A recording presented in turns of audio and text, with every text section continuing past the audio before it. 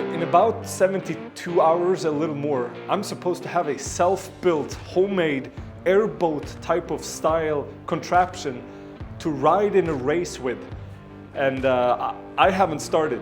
Using these two drone motors, I want to build something like this, a simple wooden structure with a cockpit to keep us safe on skis, so it works on snow and ice, but we could also modify it to work on water. We're gonna try differential thrust, which means I'm lazy and don't want to do a steering system, but it also means that one propeller spins faster than the other depending on if we want to move left or right. If we just want to move as fast as possible forward, they are both going to spin the same speed. But if we want to move left, the right one is going to turn faster, pushing the contraption to the left, turning us left. So that's the idea with differential thrust. Gonna have to heavily increase my medication for this one.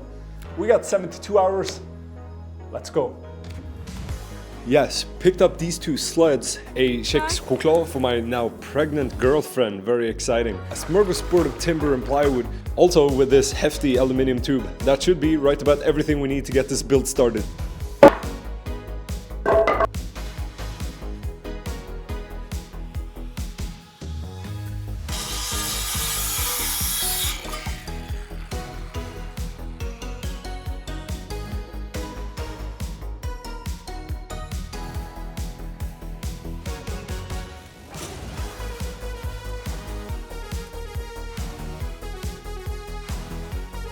I'm not much of an energy drinker, but I was welding the heck out of all these skis and it just felt appropriate for the moment, you know? Oh no. Oh shit. Yeah, that guy is gonna be a father. Oh shit.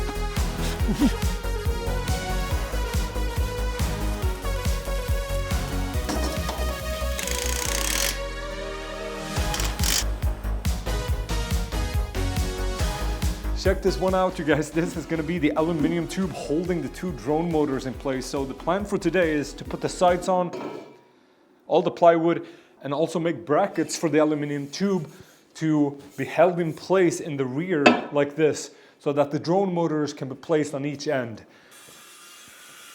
Being inside this thing will feel so much better than some of the things we have done before. The side panels are 8mm plywood. From the start I knew I couldn't make this too heavy or I wouldn't be able to get it in the car myself. The screws were just long enough to poke out on the inside, so get the grinder, here we go. This whole thing is really designed around being modular so that I can get it into the car without the use of a trailer. The floor, I just didn't have any sheets of plywood left, so I had to puzzle it together with just scrap pieces that I had laying around.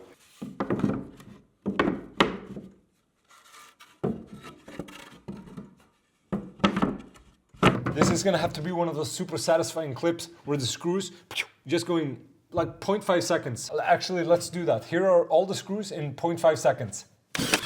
Now we'll take a piece of plywood on the bottom side of these three to stiffen those up. Well, although they feel pretty stiff already, so that's great. Now, I consider this the buffer zone. This is where we're gonna sit. The huge ass propellers are gonna be right next to us. And if you've never had a propeller that size swinging that fast next to you, now, you want to distance yourself. So my thinking here is to have a pretty decent good plywood on the back, on the rear, on the sides, and on top of this, and distance ourselves from the propellers. So I'm gonna sit as far forward as possible, and we can play with the batteries to have different weights. If we want to move the weight a little, we can move the batteries. With the top panel, I just decided to cut out an oval hole, but now in hindsight, I really wish I had one of those transparent cockpit shields. That would have been so sick. Here, I just used the already cut out piece as a stencil and cut out the mirrored section, which worked out great. I could take it out pretty easily to smooth out all the edges and bring it back in to seal up all the cracks. And I did the same thing with the floor, which turned out great. But what turned out even better is this blue paint I used for the electric car build. Looks great in my opinion, and it makes such a hard surface that it's almost impossible to scratch it.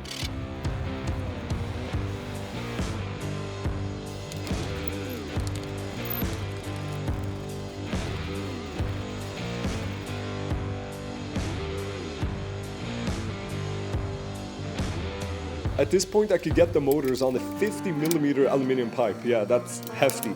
And route the cables on the inside. That looks moderately awesome. So the wires just goes through the aluminum. We'll drill 2 holes through this thing and put all the cables on connectors. So that way we can unplug them inside of the thing and we can take all of this off, put it in the car.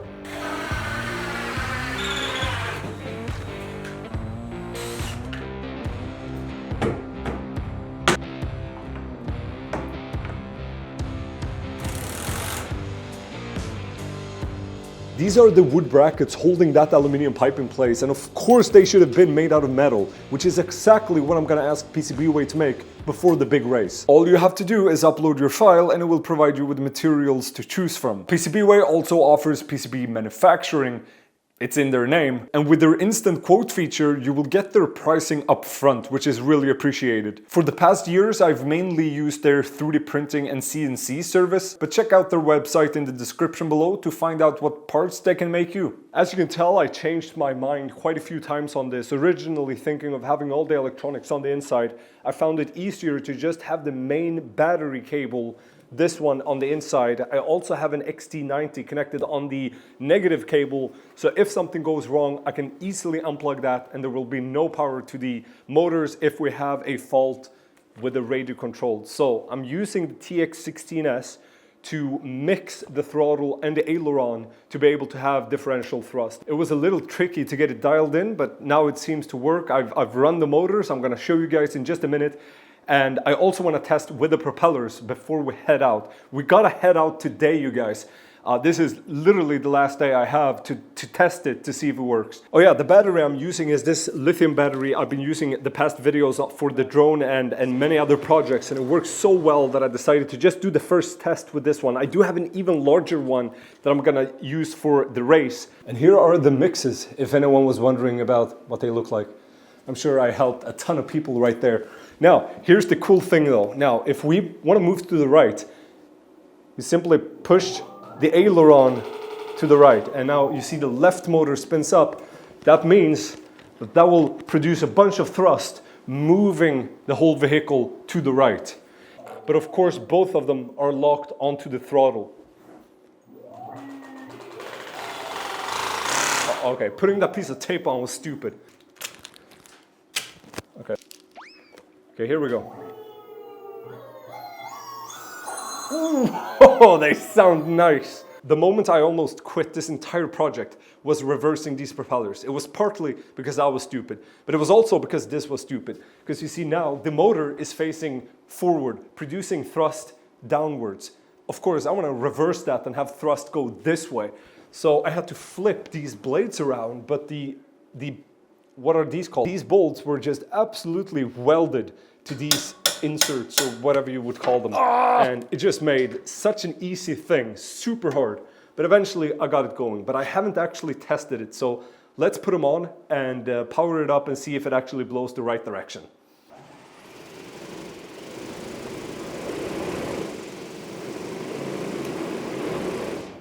All right. I don't know about this motor, but this one was shaking so violently.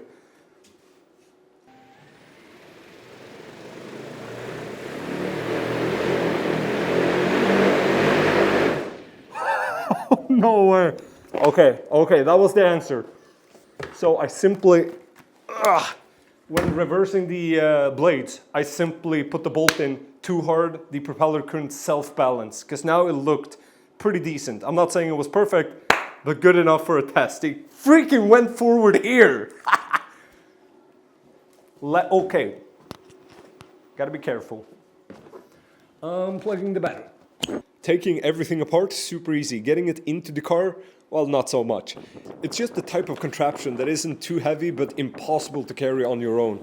A good 5 minutes passed of me just pushing it around, and eventually I got it in, but yeah, it could have been way smaller. On location, this is the same place we have the raft, and look at that. Sweden, pretty tough to beat. I didn't paint the only exposed area, which is the bottom. I was supposed to paint this in a protective white color. I've already bought it, completely forgot about it.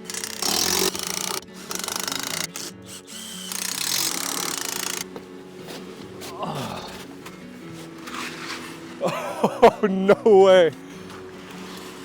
Oh man, this is gonna go so fast.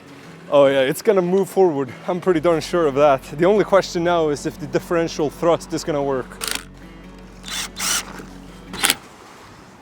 Oh, no, no, no, no, no, no, no, no! So at this point I jumped in, noticed the motors were shaking the entire hull, but there is this point when the centrifugal force is enough to launch the blades and it stops completely, which is pretty cool. It didn't take long before I noticed it wouldn't turn very well. It moved forward fine, but the steering going slow was pretty much non-existent.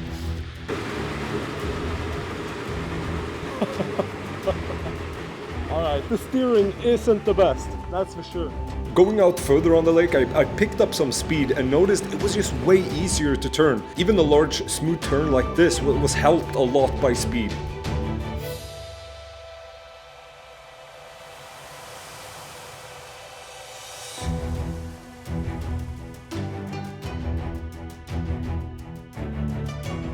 Eventually though, I was able to do donuts. The answer was more throttle. I'll explain more in just a minute.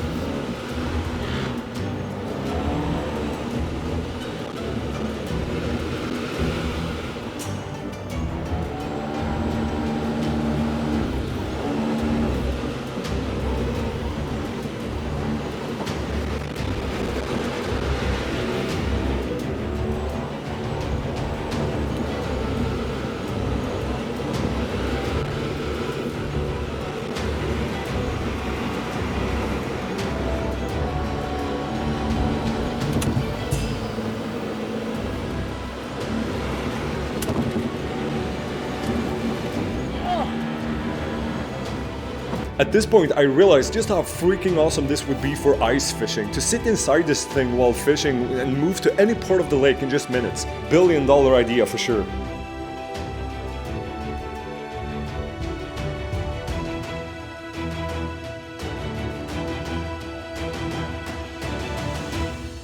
The steering I did eventually get the hang of to the point where I could even drift it. It takes that you use a lot of throttle for it to actually spin, which is something a lot of people who's been driving airboats know all about, where you have to actually punch the throttle for the rudder to kick in.